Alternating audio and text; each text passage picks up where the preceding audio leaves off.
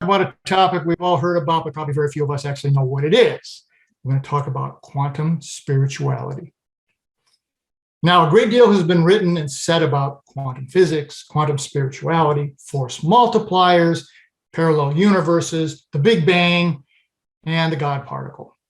Now, if you're like me, you hear these things, you nod your head, but you have no idea what they're talking about.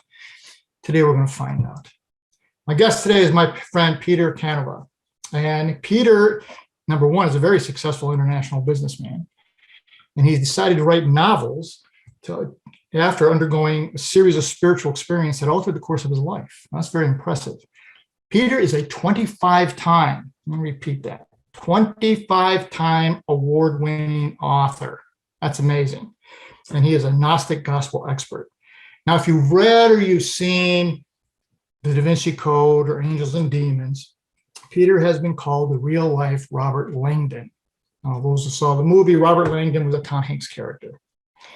Now, he is recovering and decoding the complexities of quantum physics and the secret wisdom of mystic text. He's one of the go-to people as a speaker and an expert in consciousness raising field. And his latest book is called Quantum Spirituality. So, Peter, welcome to Life Altering Events. Hi, Frank. Good to be here with you. Let's just jump right into this, Peter. What is quantum spirituality? Well, I did about 40 years of research into spiritual text, ancient spirituality. And it was all a result of the fact that, quite to my surprise, when I was in my 20s, I was having all kinds of experiences. I found out that I was a very accurate medical intuitive. I was doing remote viewing, clairaudience, clairvoyance, telemetry, things that, I guess people would call psychic phenomena in effect. And, being a Capricorn, I was really curious as to what this was all about. I like to know the nuts and bolts of things, not just to experience it, which is great, but I kind of like to understand a little bit what's behind it. So I started researching, and it led me to the field of quantum physics, which really isn't surprising because ancient spiritual wisdom and quantum physics end up dealing with much of the same subjects, which is light, matter, and energy. And the evidence that I found in writing Quantum Spirituality pointed to the reality of a higher source of consciousness.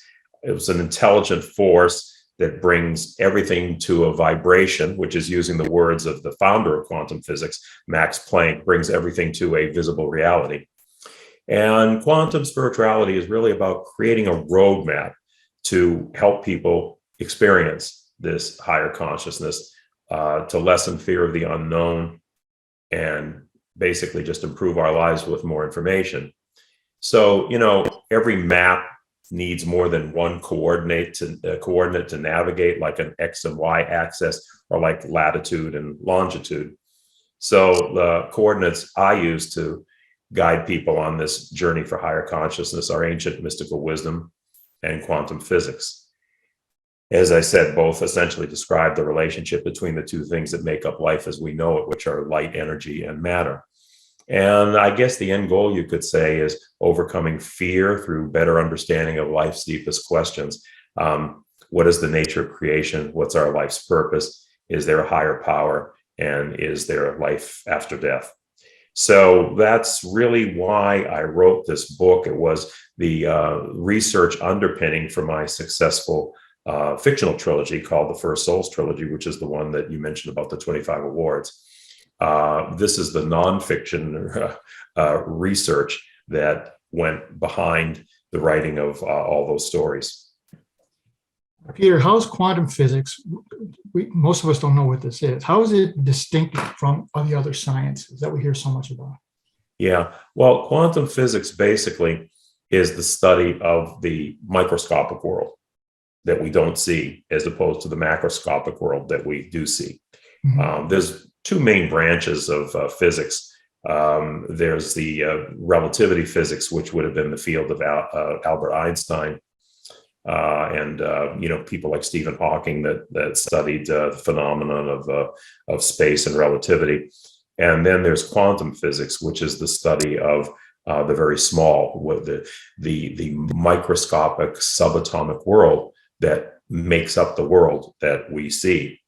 And the very strange thing about it, and the hardest thing to explain to people, is just how counterintuitive it is, because nothing in the quantum world seems to make sense or translate to the experience that we have in the macroscopic world.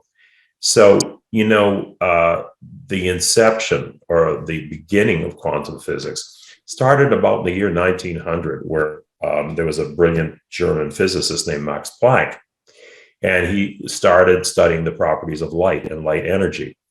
And what Planck found was that light is not continuous, but light is emitted in what he called discrete packets of energy that he called quanta. And that's where we get the term quantum physics from.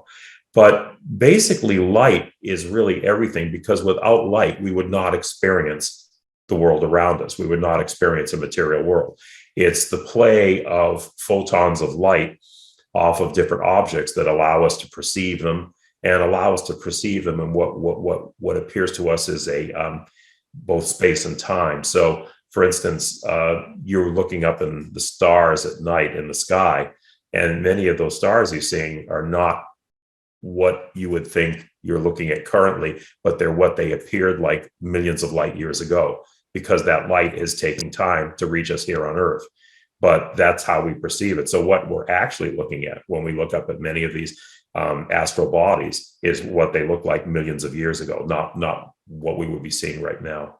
So that's really kind of in a nutshell, describing to you quantum physics and the different branches of physics itself. It's I read you had something where you talked about matter and energy, and then you stated that we live in a simulated holographic reality. Explain that. Well, let me go back and give you a little bit of the steps in order here of quantum history, because in order to understand that, we sort of need some building blocks. It's kind of like a pyramid, and let's start down at the base here.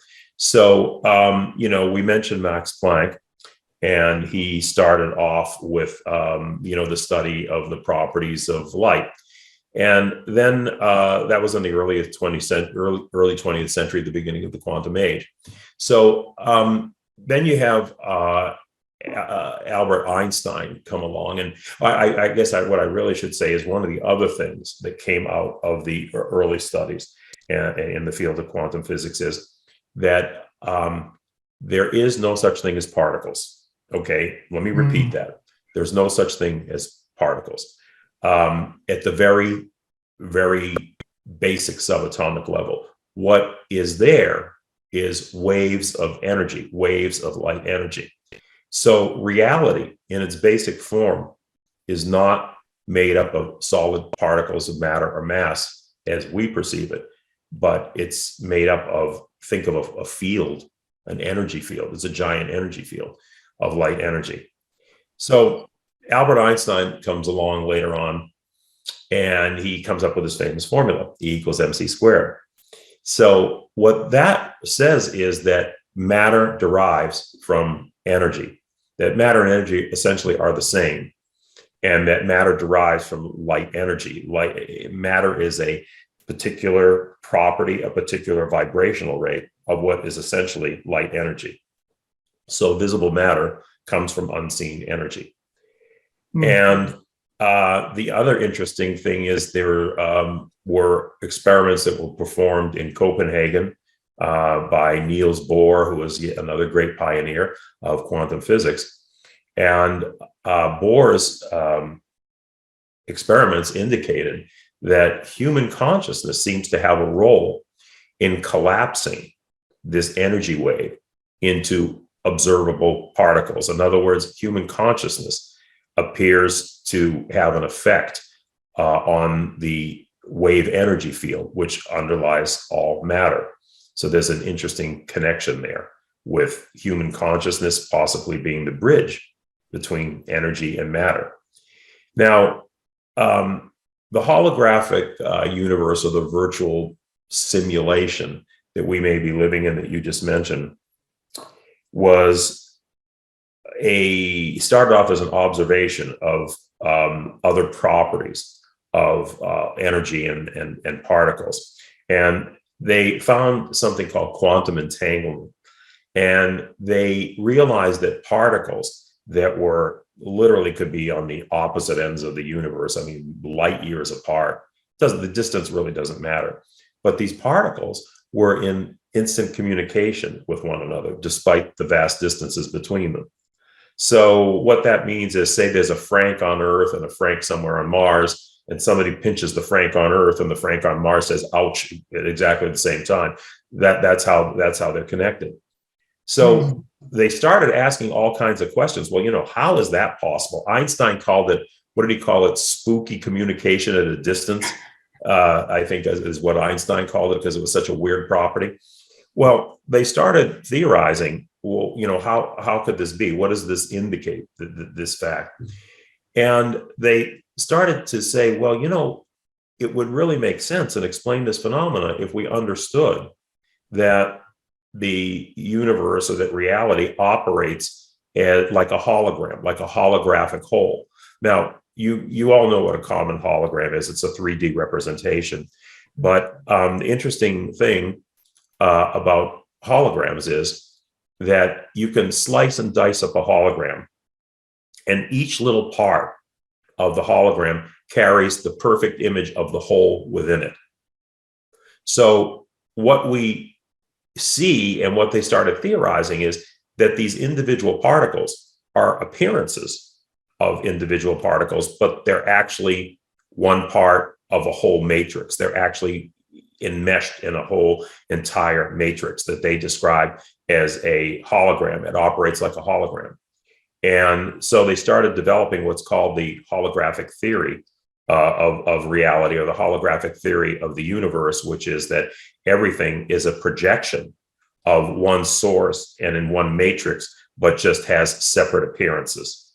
I know that's a little hard to grasp, but that's what the science seems to be indicating.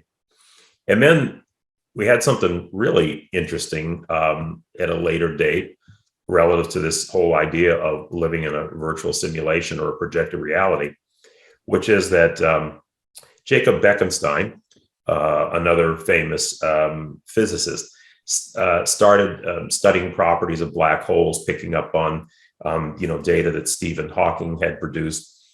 And what he found was that the information that makes up a black hole, in information, when we use the term information in physics or in quantum physics, what we're really talking about is essentially the algorithms that make up everything that give that entity definition or visible matter. Okay, so you can think of us as electrochemical algorithms that give us the shape of a Frank, of a Peter, or anything else. That's the information that makes us up. Okay, so when he was studying black holes, and he found out that the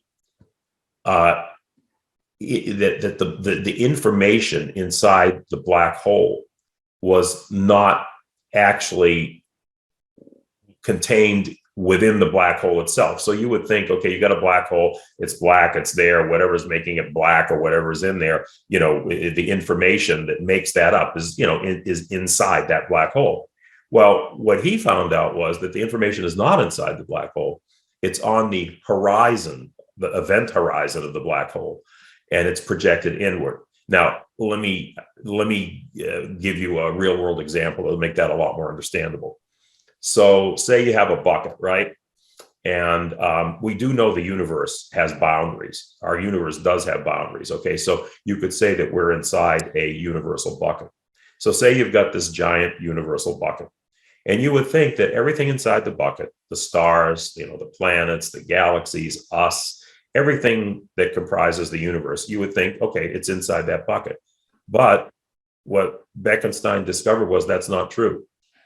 What happens is that the information is on the outside of the skin of the bucket, and it's projected inward to the volume. So in essence, it's almost like you have a big projector running somewhere, Mhm. and it's projecting onto a screen, and the screen is essentially what we think of as, the reality or the information that's in this universe, but it's coming from elsewhere. The information that makes up this universe is coming from somewhere other than the universe itself. And that's why a lot of scientists are starting to believe that we live essentially in a virtual reality, a giant sort of cosmic movie. Think of the old Star Trek movie series where they had the holodeck, and they used to go on there and they used to have these immersive experiences like they were really, part of this thing. But in reality, it was just a programmatic projection. So the universe is starting to look more like a giant 3D movie that is being projected from somewhere than the solid reality that we think it is, that we perceive it is. And you see, now you begin to understand why I say this is such mind-blowing, counterintuitive stuff, because everything that we experience every day is not like what the basic building blocks that make us operate like. They're really kind of at odds. You mentioned the role of consciousness. You said consciousness plays in creating reality. Can you elaborate on that? Yeah. Well, a lot of scientists and other people are starting to reach the conclusion that the universe operates more like a thought than a set of laws or a set of mechanical laws, that it's really like the thought in a universal mind. And there is a growing belief, scientific belief, that consciousness is the source of all reality, because it explains away all the paradoxes that you find in quantum physics. The traditional idea of consciousness from the materialist standpoint, if you take the scientific materialist standpoint, because there is a division in the scientific world, just as there is in almost any other aspect of life, people have different views, but the traditional materialist outlook has been that somehow these particles, and it's very hazy the way they explain it, because they don't have a very good explanation. Somehow these particles started to merge and form more complex patterns of biological life and organisms that eventually led to the higher forms of life, like human beings with a brain, and that consciousness is really just a function of these material interactions. But it's really bogus, because nobody has ever proved how life came from non-life, how organic life arose from inorganic matter. They've never been able to prove that. Mm-hmm. And to say that consciousness is a byproduct of material accidents, it's almost like something that they just throw out there because they don't really understand consciousness. But if you take the top-down view of consciousness rather than the bottom-up of interacting particles somehow leading to consciousness, which is bottom-up, if you take the top-down view of consciousness, that there is essentially a master consciousness that's behind this matrix that we're talking about. It explains away, so many of the paradoxes that we find in science and in nature. And kind of at this point, we start to fade into the other side of quantum spirituality, which is the spiritual side.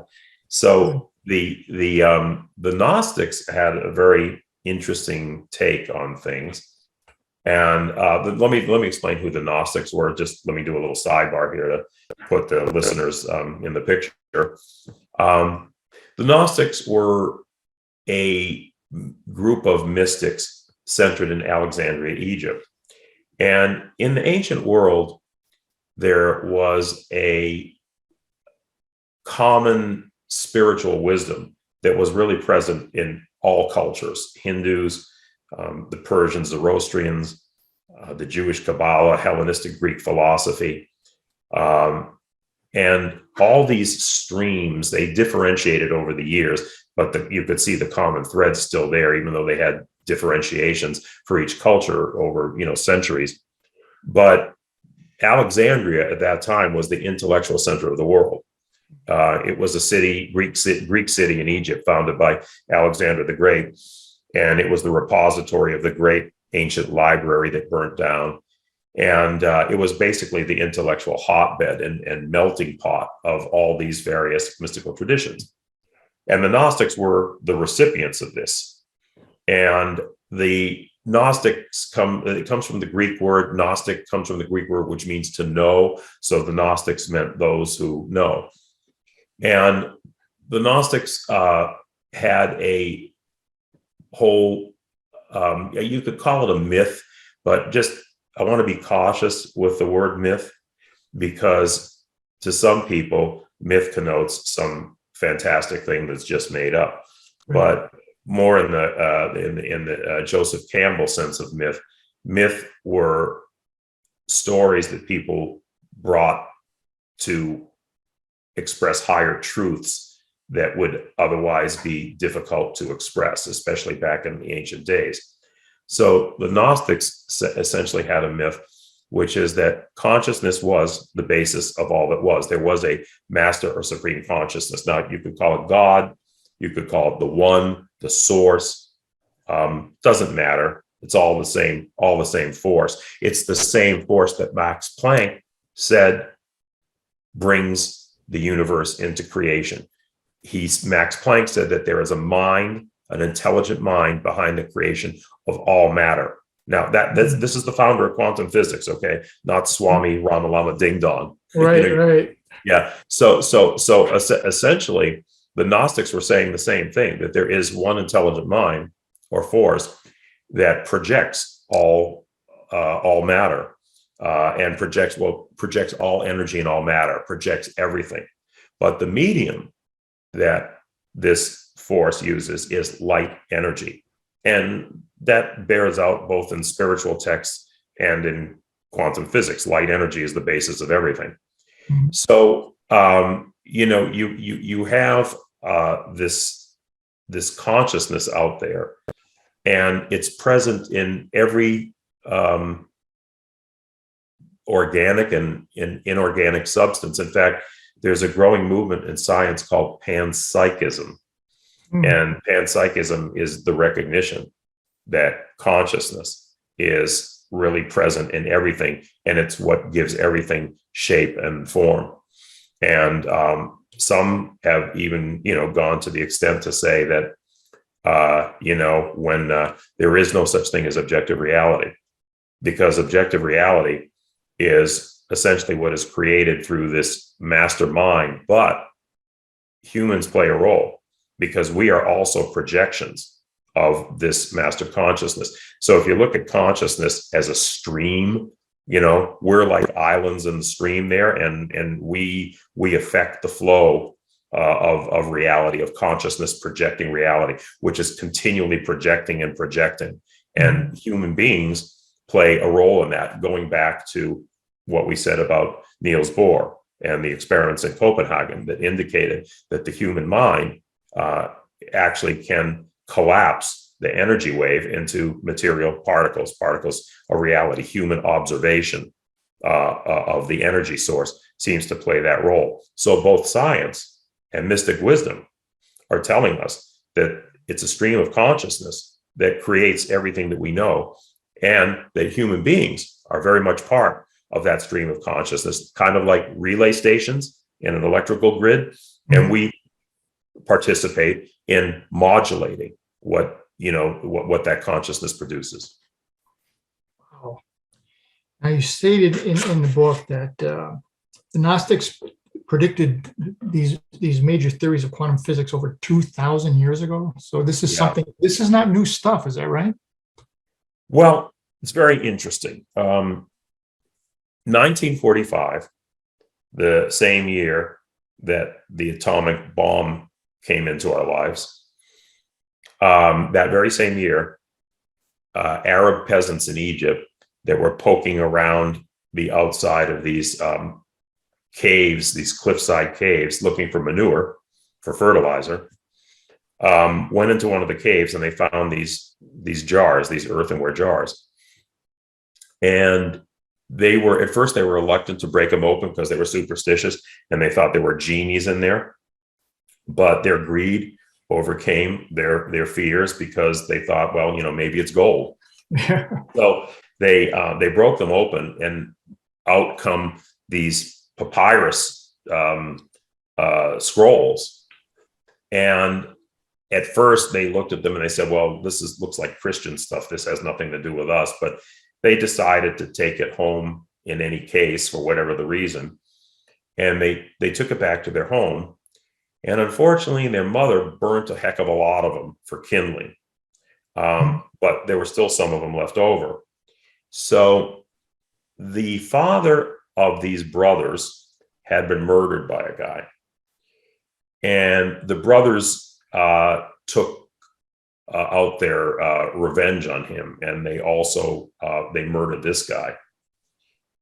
And the police started to come around and investigate the murder.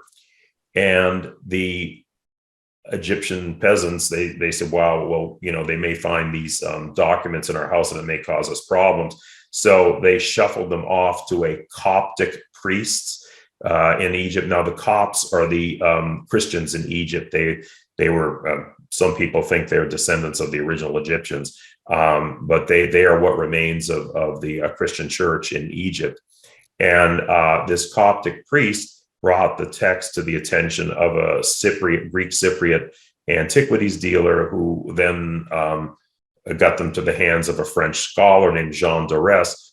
And all of a sudden, the Gnostics, after being suppressed for 2,000 years, because there's a whole story behind this, might get into this. It's interesting because it involves the secret teachings of Jesus.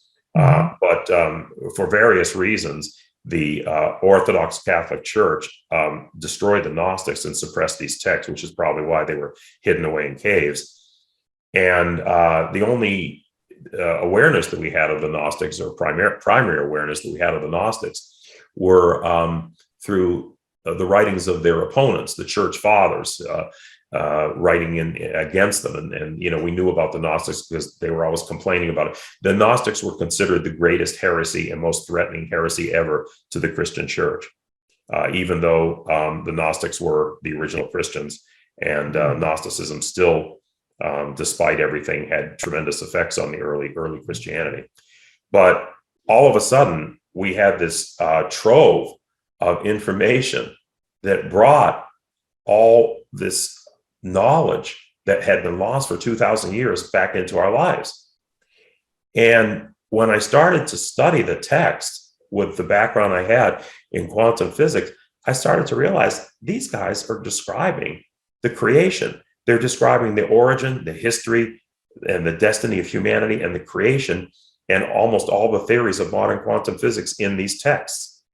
So I'll give you some. There's too many examples for me to give in this show, so I'm just going to sort of give some of the major ones. Sure. In order for people to understand how these parallels work, I need to tell you about the Gnostic creation story, and it's actually really, really fascinating. So the Gnostics said that there was this one consciousness, this one supreme source, right, and that it projected out other points of consciousness in order to know itself. And you say, well, what does that mean? Well, think about it for a second. We only know ourselves in contrast with other things. If we were the only thing that existed and there was nothing else, we wouldn't really know much about ourselves because we couldn't contrast ourselves to those other things. So in an effort for its own self-awareness, this source projected out other points of consciousness. Now, these points of consciousness, you can think of them as people, but they're not people. Sometimes it's just easier for everyone to grasp, by personalizing them. But what they really are is intelligent, centers of being, intelligent, you can call them spirits. The ancient church might have called them angels.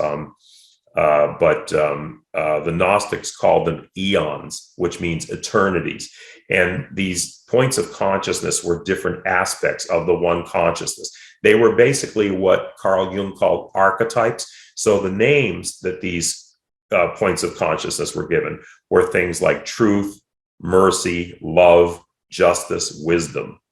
All the beautiful aspects of the one consciousness embodied in separate energy fields. Okay, so you can think of them as separate beings, and they essentially knew the Supreme Source, and they knew themselves to be part of the Supreme Source, but they also were aware of themselves as individual points of consciousness, and you can kind of visualize them orbiting around the Supreme Source. Okay.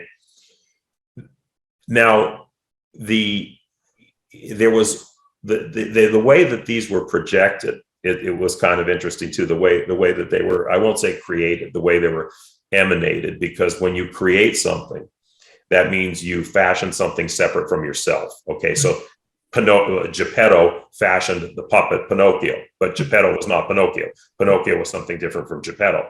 But in this case, what the Gnostics say was there was no creation. The God did not create anything.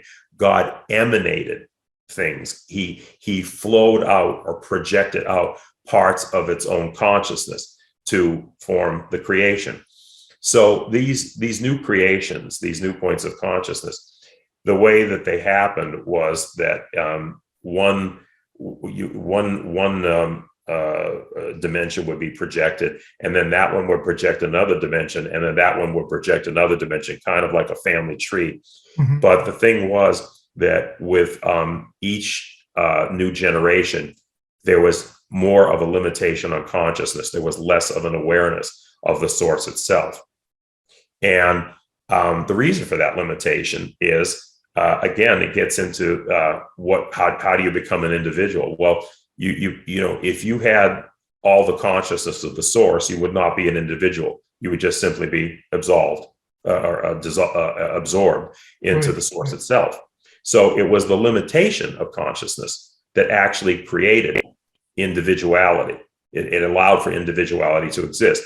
So the way that these different beings happened was the original ones would have the highest source of consciousness. Then the ones that came after that would have a little bit less, and the ones that came after that would have a little bit less.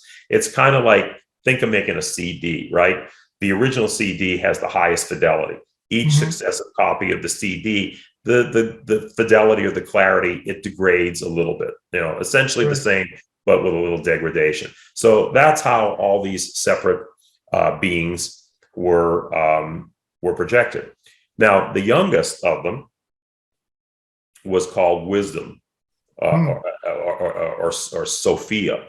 Now, Sophia was a major player in the Bible, but we don't know it because Sophia is the Greek for the word wisdom, and we only get the English translations in wisdom. But in the Bible, let's say like in the book of Proverbs and the book of Job, wisdom speaks, and she says that I am co-eternal with God. I was there from the beginning. She was a high spiritual being. So Sophia was the youngest of these projections, and Sophia, true to the nature of wisdom, right? Because how does wisdom grow? Wisdom grows through experience. You have to have experience to gain wisdom. So Sophia wants her own experience. She wants to break from the hive. She wants to break from the orbit, and she wants to go out on her own and experience and maybe, you know, create on her own.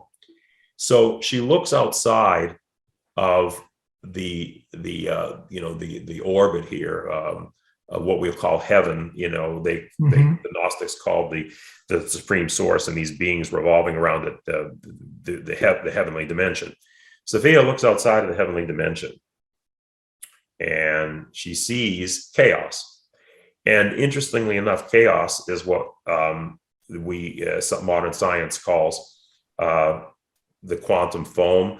It's the that unseen part of energy that has not yet taken form. It's potential, it's quantum potential, and it's called the quantum foam, or it's called chaos.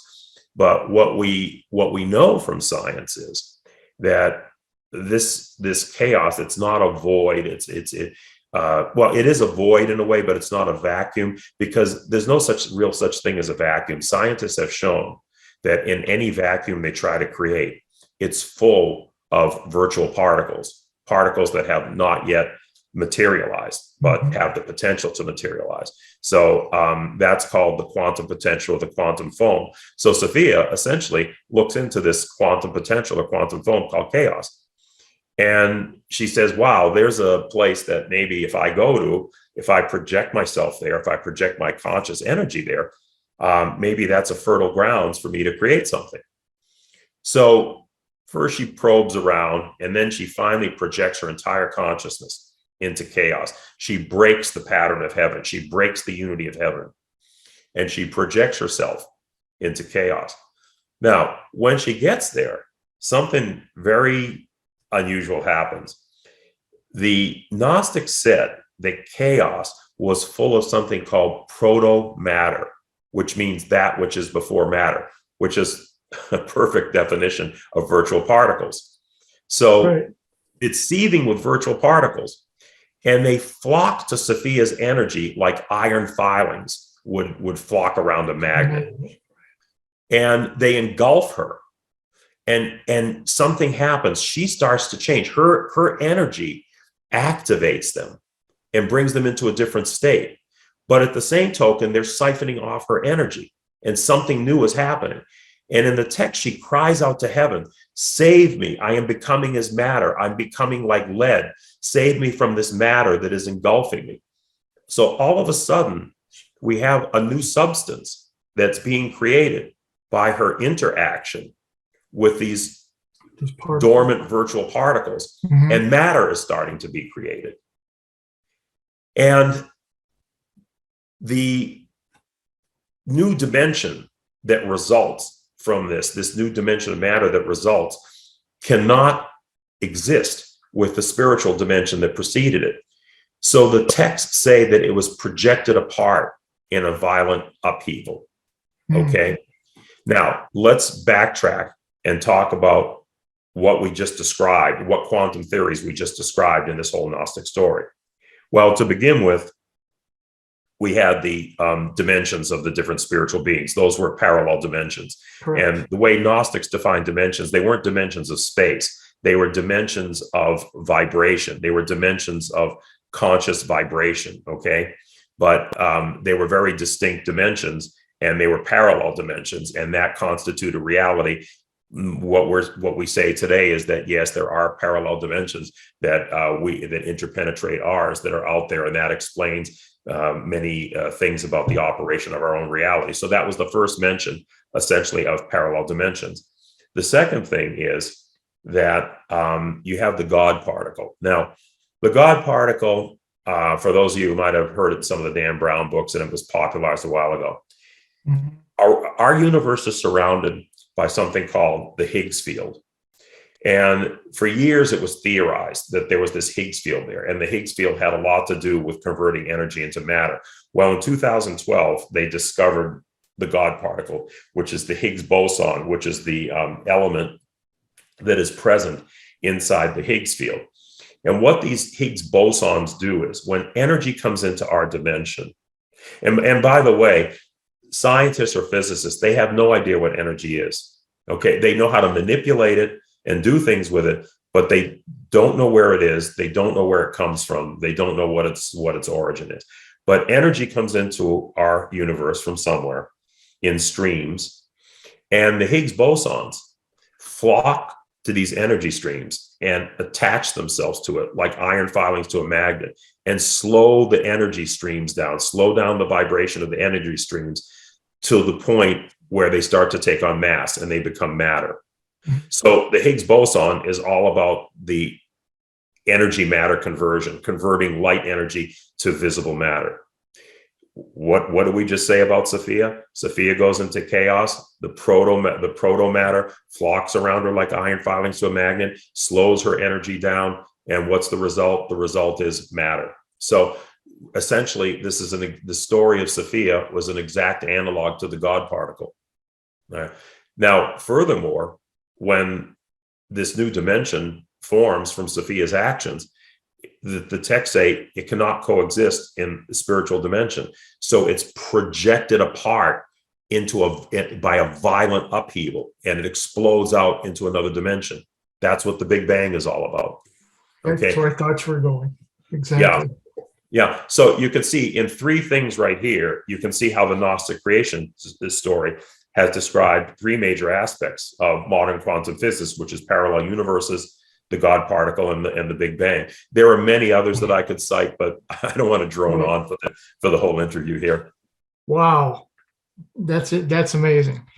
And this is stuff that, and I think that as I talk to more people in this field, they always say, Frank, this is not new stuff. This is something that has been known for forever, but there was no evidence or no proof, or how do you quantify it? And I think this was tremendous. Yeah, this is about connecting the dots, Frank. This information has been floating out there. I'm going to say since 1945, if you want to talk about, the text being recovered. Okay. So from 1945, the spiritual end of it was there, but I don't think anybody up until this book has made the connection between the Gnostic texts and what quantum physics is saying about reality. So, how does this help us? Well, it helps a lot because, first of all, like I said, what we're trying to do with quantum spirituality is provide people with a roadmap of information, and information is critical. Now, let's personalize this whole thing. How do we bring this down to, what's in it for me? How does it help my life? There's 4 elements that I see that play a role in terms of our consciousness, the level of our consciousness. And that is faith, belief, knowledge, and revelation. Okay. So let's start off talking about faith. And let me give an example. Let's say that you were a newborn to the world and didn't know anything about the world. And somebody told you that water burns. If you put your hand in the water, you're going to get burned. Okay. So they tell you that. And then let's say they give you a pamphlet, and the pamphlet says, if you put your hand in the water, you're going to get burned. Okay. So now you have somebody telling you, which is faith. You're taking it on faith that that's true. And then you read it in a pamphlet so that you could call that knowledge. So now that's further deepening your belief that water burns. So here we have knowledge, faith and knowledge telling somebody that water burns, and they accept that as their belief. That's now their belief system. Well, it's only when you finally put your hand in the water that you realize the truth of it. The water doesn't burn. So what does that demonstrate to us? Well, that demonstrates that, there's good and bad aspects to both faith and knowledge, but faith and knowledge aren't necessarily correct. All right? What you hear and what you read from, other sources may not necessarily be correct. Now, knowledge is kind of the fulcrum. Knowledge is kind of the tipping point here, because there's 2 types of knowledge. There's knowledge that you acquire or that you read or that you hear from other people. But then there's experiential knowledge, which is the higher form of knowledge. Because like I said, the highest experience of understanding water is putting your hand into it. And then you realize water does not burn, just the opposite, water cools. Now you've had that experience. You own that fact. You know personally what water is about. Okay. So what we're trying to do here with quantum spirituality is provide a roadmap or a journey and give people signposts of information, so that ultimately they can take this information and use it in their own personal spiritual journey, their own personal spiritual growth. And I often tell people, when I speak in public, I often start off after introducing myself by saying, folks, don't believe a damn thing I'm going to tell you today. And everybody starts looking around at themselves. And I explained to them, I'm not telling you not to listen to what I'm saying. I'm not telling you not to think about what I'm saying and consider what I'm saying.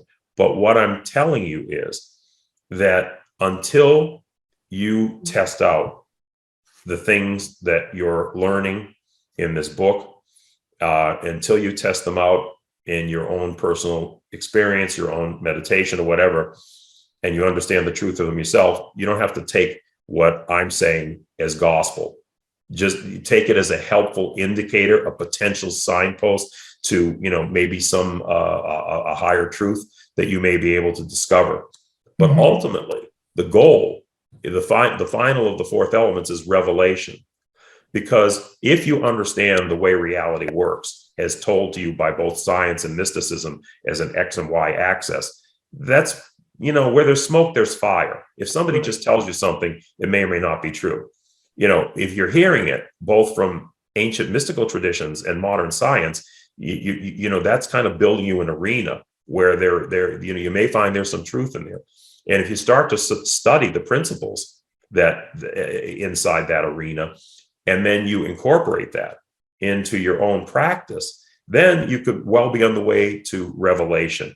And when you start to get revelations, when you start to contact the higher information that the Gnostics did, and you can bring that information back to help your life, to help improve your life, to lessen your fear, it's saved my life. I can give examples of it in the Chicken Soup for the Soul book. I gave an example of how, this contact with consciousness saved my life, about how it helped me write my 25-time award-winning books, about how it helped me in business, about how it helped me in so many ways. That this contact with higher consciousness helps you.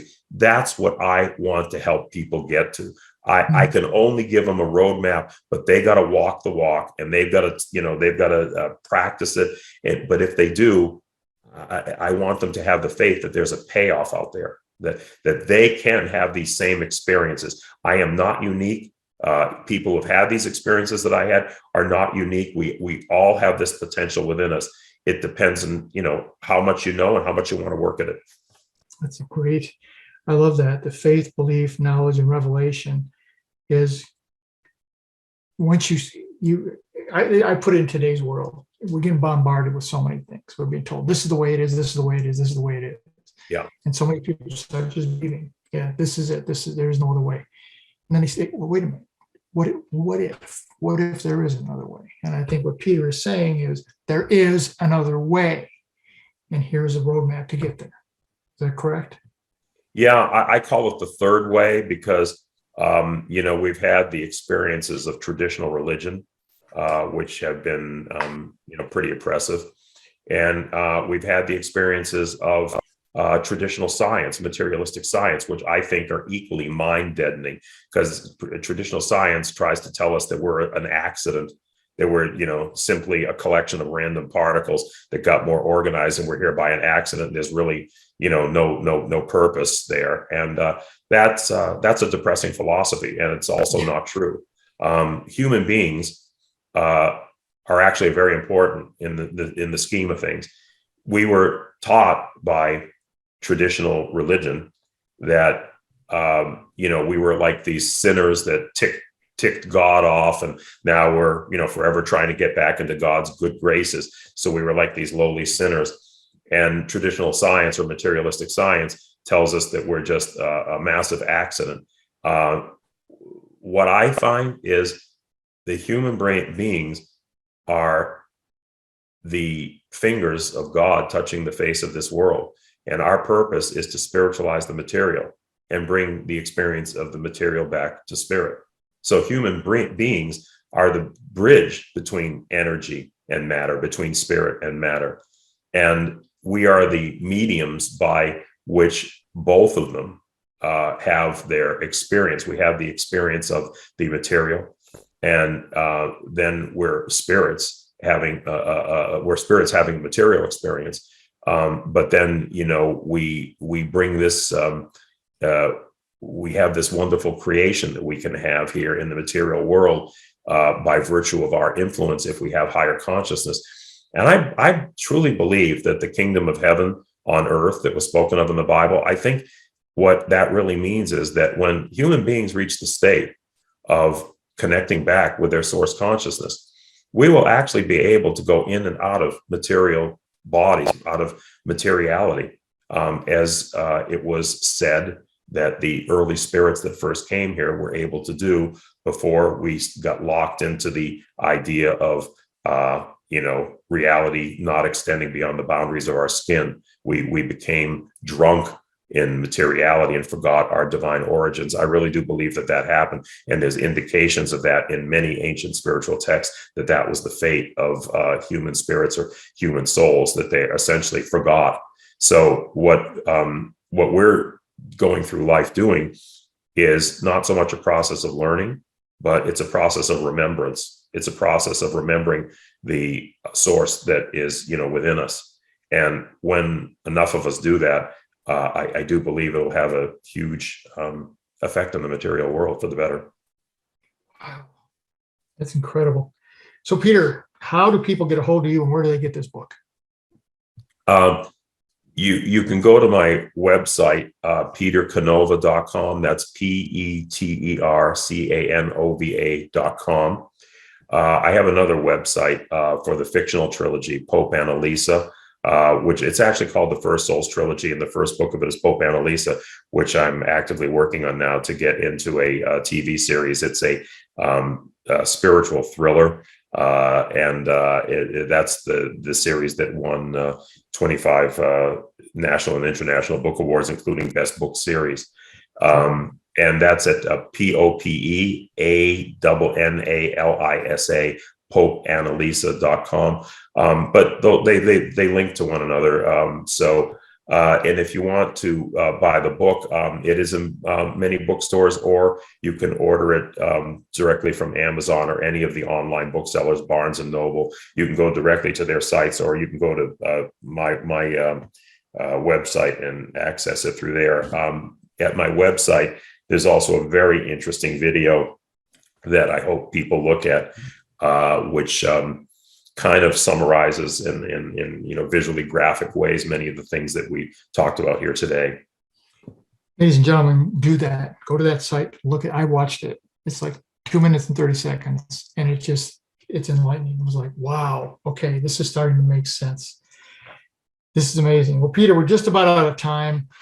I'm just amazed at all the information that you've given to us, and shown us that what quantum spirituality is and what it can be and why it matters. That's the important thing, why it matters in our life.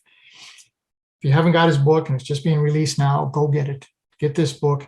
Get the Pope Annalisa. This is something that we need to see. We need to be aware of what's going on here, folks. Now, you can see this show on ROKU TV, or you can see it on my YouTube channel. My YouTube channel is called Frank Zaccari. And I will also send links to Peter so he can post it to everywhere he posts his information. Let me leave you with this, as I do every week. None of us are in this alone. And the secret to walking on water is to know where the rocks are. And today, Peter has shown us where many of those rocks are. He's given us the roadmap to find those rocks. Thank you again, Peter. This was amazing. And join us again next week for another life altering event. Thanks, Frank. Take care.